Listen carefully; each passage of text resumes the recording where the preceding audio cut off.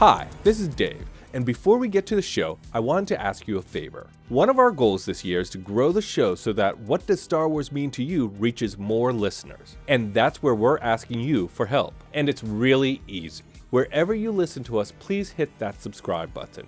If you're liking the show, give us a 5-star rating and review on the platform you listen to us. We make a lot of fun of the algorithm and the smash that button thing, but it really does help us get noticed by new fans. And if you want to join in on the conversation, find us on social at Star Wars Mean to You. That's Star Wars Mean, the number 2 in the letter U. Now, let's chat some Star Wars. Hello there, this is Elora. And this is Dave, and you're listening to What Does Star Wars Mean to You? This is a show where we talk to all kinds of fans of the franchise, from industry insiders to indie artists, from obsessive mythologists to mega collectors, all for one goal: to take the hate out of the debate by focusing on one fan at a time to find out, what does Star Wars mean to you? Plus, it's just fun to chat Star Wars. It is. If you're listening to the show, please like and subscribe to us. It really helps get the word out there and helps other people discover the show. And also, if you're really loving the show, send it to a friend. Just be like, hey, Star Wars friend, I think you'll appreciate this. Spread the love. And if you want to join us on social, you can do so at Star Wars Mean to You. That's at Star Wars Mean, the number 2 and the letter U. We're fun people. Like us. Love us. Subscribe to us. That's all any podcast host thinks. All the time. All the time. So last week, we spoke to the showrunner of Veep, David Mandel, who has an incredible Star Wars collection. Mm-hmm.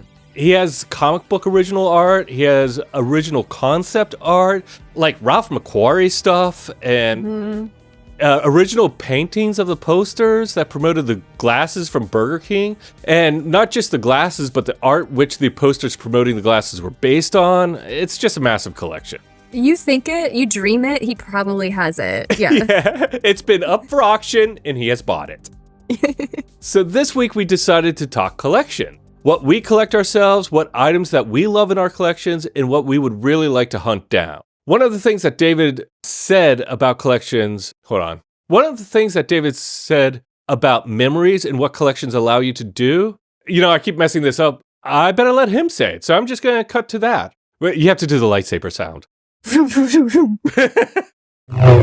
I have to ask, I think one of the things that Dave and I love to ask collectors is, why do you think people collect? Like, what is it that drives the collection? I mean, it's very simple. I mean, again, when I think back on it, that there's that moment. I mean, we talked a little bit about it, of like seeing Star Wars. I was 7 years old and sitting through it twice with my father. Yeah. And connected to that, I can even remember when I got the treasury-sized Marvel comic. Those were the large ones that had like 3, and I can remember those and reading those like on the beach after the movie, because now I have the movie in my hands. And so these are very distinct memories, but it's like, I guess maybe I could. What am I going to own? The seats from the theater? You know what I mean? Like so how do you possess a memory? And it's quite hard. But certainly the toys, and then for me, where I kind of took it to, where I started collecting movie props and production related things, it's sort of owning a little piece of that moment, even though not really. And that's, I guess, my explanation of it. Yeah. I'd agree with that.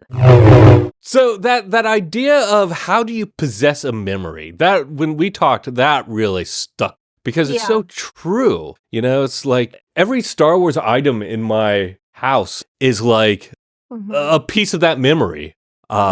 It's just like he said, like, that's me sitting in the theater in 1977 watching it. I think there's something about owning a piece of history too that is alluring to collecting. Yeah. Yes. From my interview as well. 100%. And that's one of the things I love about it. Like, I love the idea of that original piece of art that is one of a kind, that so much was based on, and you have it. It's like, it's a piece of the movie, it's the piece of history, it's just a piece of so much. What about you? Why do you collect? I do collect. And why? Like, what is it that you've found in your like, what drives you to collect? Well, I collect various things. My Star Wars collection, as you know, is not very large. I have some things.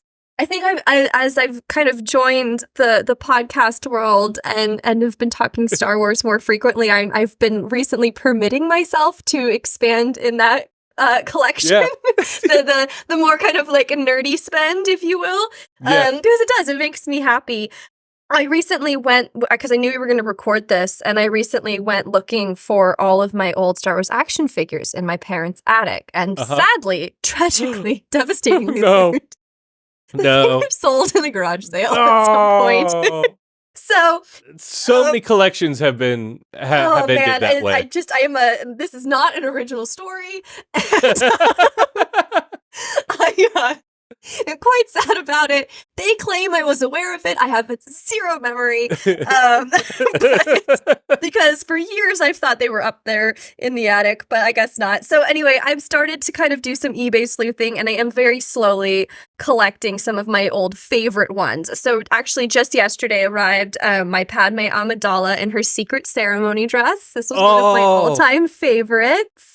Got her for $11 on eBay, so shout out to that seller. And then I also got the Obi-Wan that I missed. Yes. I actually don't know what year this is from. I'm sure it's 2002. There it is. Yeah. So I got those two. I don't know. I've got lightsabers. I do have like droids, books, and things, but yeah, I mean, I've collected other stuff. I collect like magazines and I love like vintage cookbooks. And that's pretty cool. Recently, and then like more recently, I love vintage glassware, like martini glasses and things. Yes, tinctures. I've recently expanding on my you're gonna laugh when I say this, but also expanding on like my Taylor Swift CD collection, because I do feel I've been buying all the variants, like just totally giving into the capitalism, because I've just convinced myself that at some point I'm going to have a daughter, 2 decades from now. Gotta get ready for her now. Yeah, like who's going to treasure these things, right? Like it's going to be as important to her as it is to me, right? Like there's all these like vintage music. So I think that that's my really roundabout way of answering your question. That I think for me, it's nostalgia for myself. Yep. I think there's this idea of like having a piece of history with all like kind of the more vintage stuff I like to collect. And then like, I've got some like recent like movie posters and stuff, not original ones for Star Wars, but just to kind of like I have a lot of Star Wars artwork. Again, nothing that's like original, like David Mandel's collection. You don't have the original comic book art to Marvel Star Wars #1? No, I have not been that privileged. It's the owning a piece of history. It's having something that I think is representative of something bigger than you.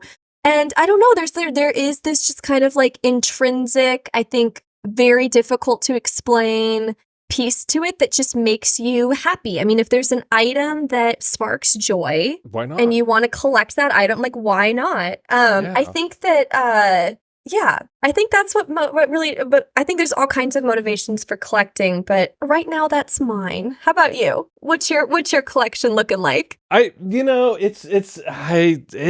am horrified. I'm honestly horrified to think of all the stuff I've collected and either sold or given away in my life. It just like wave upon wave upon wave, like the high school wave, the college wave, first move wave. For example, that's an important thing though. Sorry, I am going to interrupt. That's an important thing to do sometimes, because otherwise you creep into hoarder. Yes, that's true. Right? That's you absolutely true. You have to cycle what's sparking joy at the moment. Yeah. Well, both can be true at the same time, where you can look back and go, wait, why did I sell that? That was so dumb.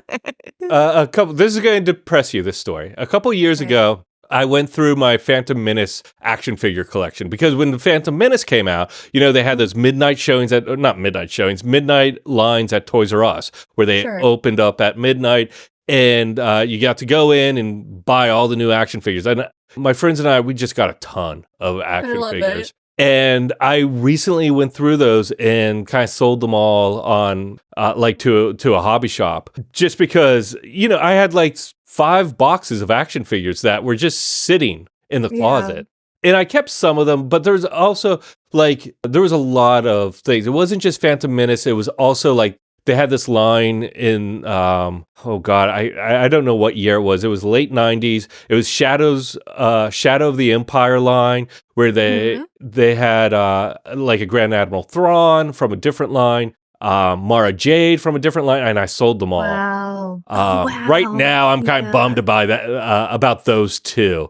I could take a look and see if I kept those. And then that's the regret. Yeah, I had a big all in the packaging. That's another thing for me. I'm a big packaging guy. Like a lot of people, I see a lot of things online. It's like, take your toys out and play with them. As soon as I remove the toy from the packaging, I immediately become less interested in the toy. It's just it just dive bombs. Like it loses the value. It loses the sentimentality. Is that a word? It is, and I absolutely do. Like this is my most recent one. I think it's my most recent one. It's Return of the Jedi, Darth Vader, and it's really cool because he is cool. Yes, it's it's him without the mask. Yeah, exactly. Yeah. And his hand comes off, and he has a lightsaber, and I mean, of course, he has a lightsaber, but he has a lightsaber handle. It's just the way figures are these days is just amazing. They are amazing. For me, it's always been the packaging. I love I still have, when I was a kid in 83 and got Star Wars figures, I kept the card backs. So I have a stack of card backs from back then. And I've taken some of my loose figures and just bagged them with the card backs that they belong to. That's interesting. That's that kind of touches on what we were discussing a minute ago, which is owning a piece of history. There is something, I got these in the mail. They're like late 90s, early 2000s toys. And you're right. There's something about them being in the box that makes them feel more like an antique than I think Obi would have felt like if he was just out loose on his own. And I think that's interesting that you're in your collecting phase in your life right now, you're recognizing that the packaging is important to you because it's going to have even more value down the future. And I don't mean I don't even mean monetary value, but more value for you.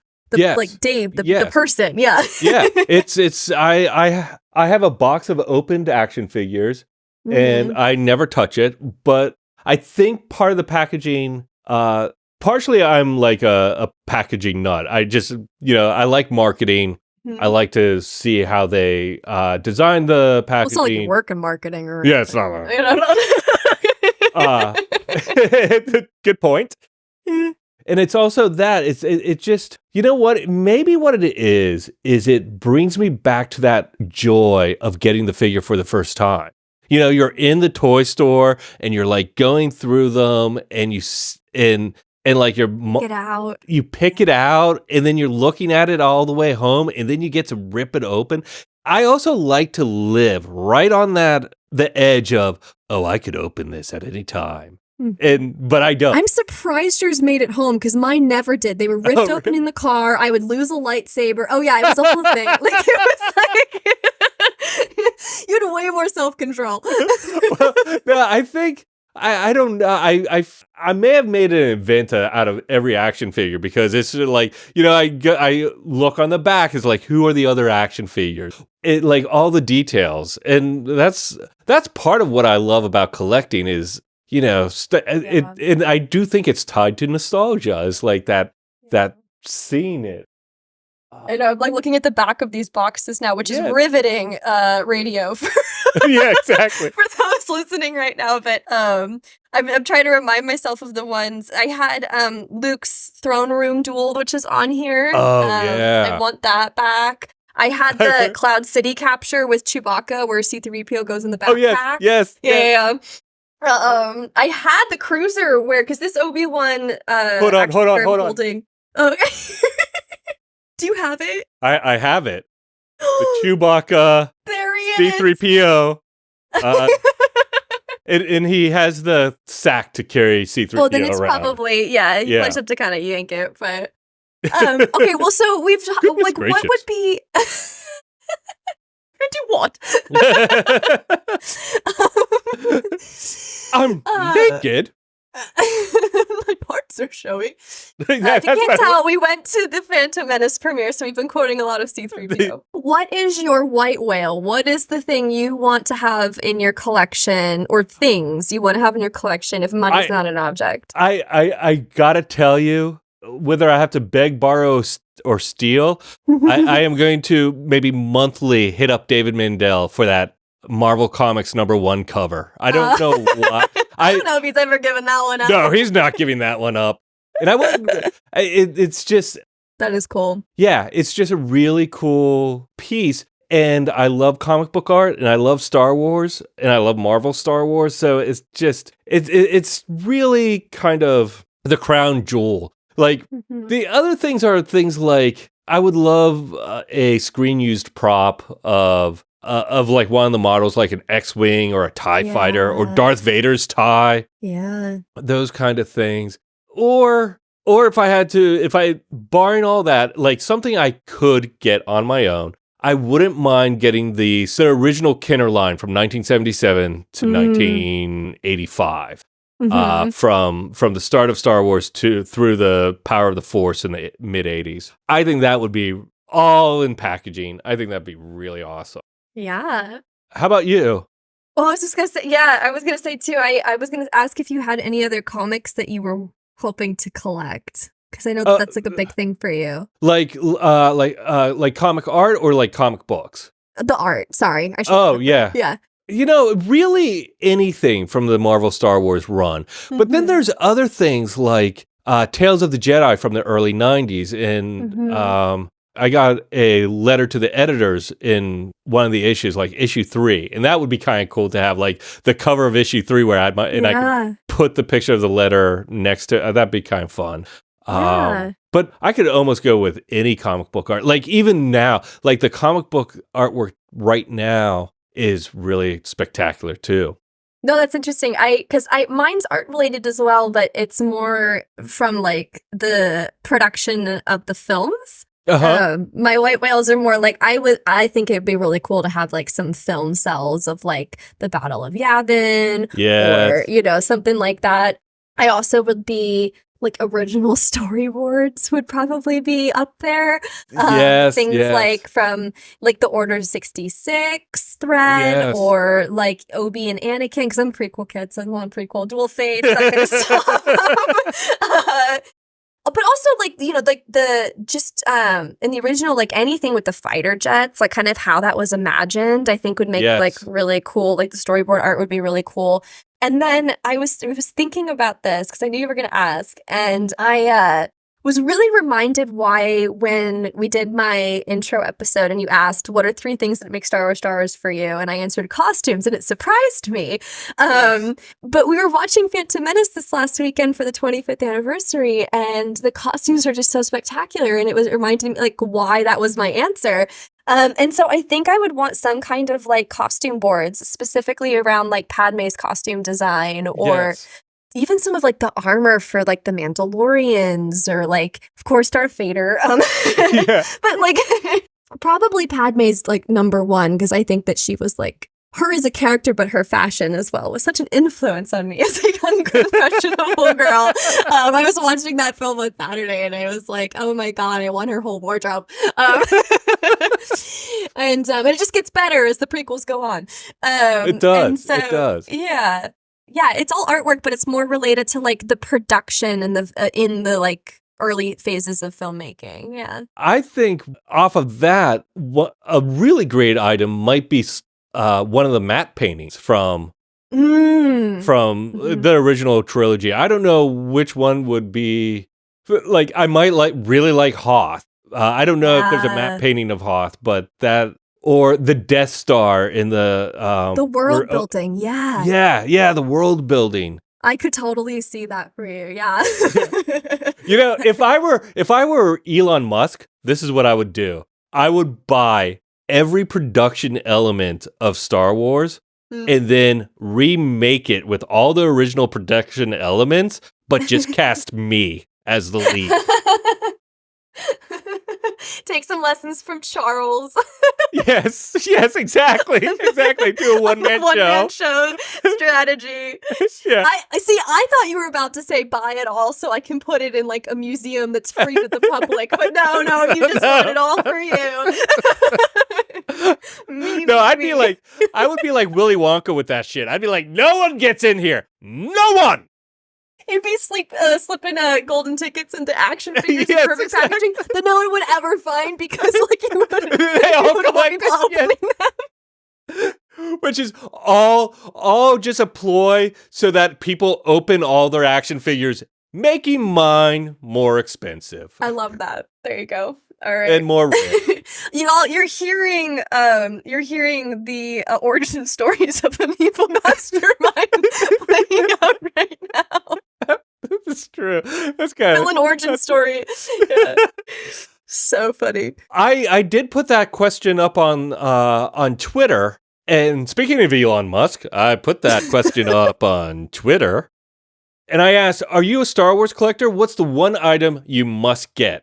And Wookie_78 replied, I would love to get an actual one sheet of the original Revenge of the Jedi poster before they did the title change to Return of the Jedi, especially since it was one of my favorite movie memories in a theater when I was 5. And yeah, that I 100% agree. The Revenge of the Jedi. In fact, you know what? I'm going to go White Whale, the original artwork for this poster. It's predominantly red with Vader's head, like about the size of the entire poster. Yeah, and it's kind of like coming in from a shadow almost. Yes. Yeah. And then in the lower right-hand side above the title is Luke and Vader fighting on the Death Star. And I'm going to point this out, Vader has the high ground in this picture. So even then he was like, oh, I better keep the high ground.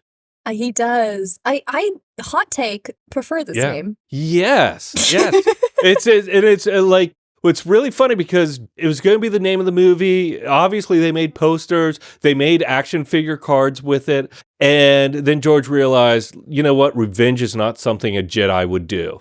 And so good point. He made it Return of the Jedi. Meanwhile, Star Trek II, Wrath of Khan is filming. And the original title of it was Star Trek II, The Revenge of Khan. And then they saw Revenge of the Jedi and they're like, we can't do that. So they changed it to The Wrath of Khan, which I have to say, both decisions, good decisions. And I'm kind of glad they took the revenge out on both of them. Thank you for that piece of history, because I was sitting here and I'm like, Revenge of the Jedi makes way more sense. But he's right, a Jedi would not take revenge. No. So yeah, I totally agree with you, Wookie_78.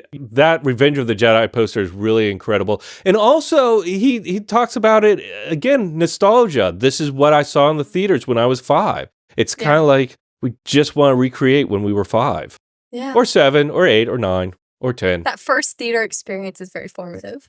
I think that's a good place to end. It's not a big laugh, but it was... I liked it. Yeah. Yeah. You know, another thing that we collect, and we don't even know it, are TV shows. Every time we sit down and click that Disney Plus button to watch a new Star Wars, we're adding to our collection. Today, Matthew Freeman is adding to our collection of Ahch-To Baby essays. How's that for a segue? Matthew is a friend of the show, a playwright, and the author of the newsletter Ahch-To Baby. You can find the link in the podcast notes or go to matthewfreeman.substack.com to subscribe. Hi, everybody. This is Matt Freeman from Ahch-To Baby. This is Size Matters Not. I originally wrote this in response to conversations about Ahsoka and the length of the episodes, but with The Acolyte coming up, I thought it was worth another look at this essay. So, Size Matters Not. While I tend to lightly graze the grass tops of the internet discourse about Star Wars, I'm not on what was once Twitter, for example, and cannot make heads or tails of Reddit. Even I became aware that there is a strain of conversation about the length of Star Wars episodes. I think it goes something like this. If an episode is below 40 minutes, fainting chairs are required. If an episode is close to 50 minutes, things have been set right somehow, and the Star Wars makers have finally given us what we deserve. I don't know who needs to hear this, but I just want to say to whomever was upset when Ahsoka Part 3 Time to Fly clocked in at about 30 minutes, size matters not. The amount of good stuff in an episode is unrelated to the length of the episode.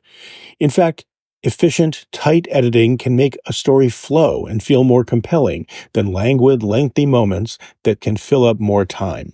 Especially in a series as dedicated to speed as Star Wars, it's what a moment made you feel, not the length of that moment, that has real value. There was once a standard length of an episode of television because each series was built around time slots and advertising. A single episode of The Dukes of Hazzard or Dallas or The Love Boat would have been around 44 minutes to make room for advertising and fill up a single-hour time slot. Now, with streaming-only series, creators are freed up from the rigid constraints of time slots and have new constraints like budgets and data. There's great stuff on TV that's short form. I Think You Should Leave on Netflix is bite-sized and stellar. And long form, episodes of Apple's Foundation clock in at over an hour. The question isn't, are we getting enough? But is what we're getting succeeding at telling its story? In the context of Star Wars, there's more to unpack here because how much is so entirely unrelated to quality. The original trilogy is actually the shortest of all three trilogies, for example. I don't think anyone would argue that their comparatively modest lengths make them anything less satisfying than if they were somehow longer. In fact, they are cultural touchstones more than any other part of Star Wars. By contrast, The Mandalorian alone has an average episode length of about 40 minutes, and there have been 8 episodes for 3 seasons. 40 minutes at 8 episodes a season is around 320 minutes or 960 minutes over the course of 3 seasons. That's about 16 plus hours of The Mandalorian alone. Andor had 12 episodes. It's about 8 hours long altogether, longer than any individual trilogy. The original trilogy is about 6 hours and change. The entire Skywalker saga episodes take around 20 hours to watch, just under a day. Add up Boba Fett, Andor, Ahsoka, Obi-Wan Kenobi, and The Mandalorian, and there's no question we're far past that. Skeleton Crew is still on the horizon, and The Acolyte. And that doesn't even include animation, which is even more Star Wars. So if you approach each episode with appreciation, something special you get delivered to you to enjoy, as opposed to viewing with deprivation the extra 10 minutes you could have gotten if the episode were 50 minutes instead of 40, I guarantee you'll have a better time each week. It's a little gift to give yourself. Let go of everything you fear to lose. Plus, portion size isn't the best way to assess the quality of a meal. Ask any foodie. Ever heard the joke, "Waiter, this food is terrible, and there isn't enough of it"? You can have one bite of a perfectly cooked dish that is more memorable than eating half an overcooked turkey covered in gravy.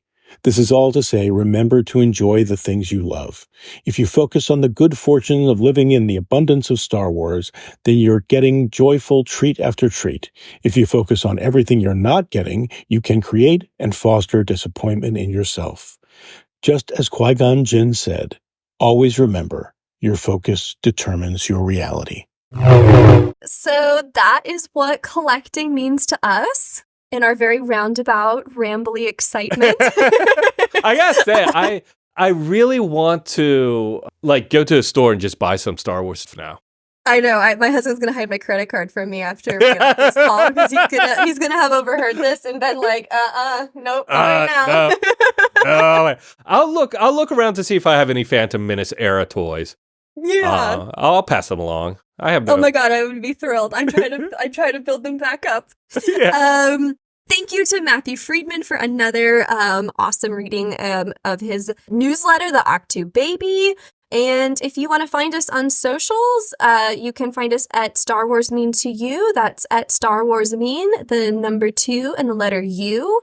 And next week, Dave, want to tell them who's on? Next week, we have Jordan from Wikipedia. He's the social media manager of Wikipedia. One of them, yeah. Or one of them. And it's a great conversation. And he's so just fun. such a sweet person. And yeah, so much fun. Anyone who is even remotely a Star Wars fan or has any even just awareness of Star Wars, the entity, has been on Wikipedia at some point, I guarantee. Yes. And so, yeah, it was really, really awesome to get to sit down and chat with him, and we're excited for you to hear it. May the Force be with you. And with you.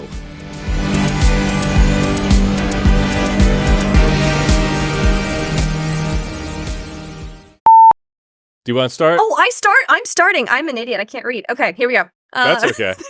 Where's your secret scene? Okay. Just silence. I'm literally looking at the script where it says Elora goes, hello there. And then I'm looking at you and I'm like giving a thumbs up like you're good to go. And you're looking back at me like, you idiot, it's your turn. I didn't want to say you idiot, but yeah, that's what I was thinking. You were thinking it, yeah. Okay. Oh. Hi, this is Dave. And before we get to the show, I wanted to ask you a favor. One of our goals this year is to grow the show so that What Does Star Wars Mean to You reaches more listeners. And that's where we're asking you for help. And it's really easy. Wherever you listen to us, please hit that subscribe button. If you're liking the show, give us a 5-star rating and review on the platform you listen to us. We make a lot of fun of the algorithm and the smash that button thing, but it really does help us get noticed by new fans. And if you want to join in on the conversation, find us on social at Star Wars Mean to You. That's Star Wars Mean, the number 2 in the letter U. Now, let's chat some Star Wars.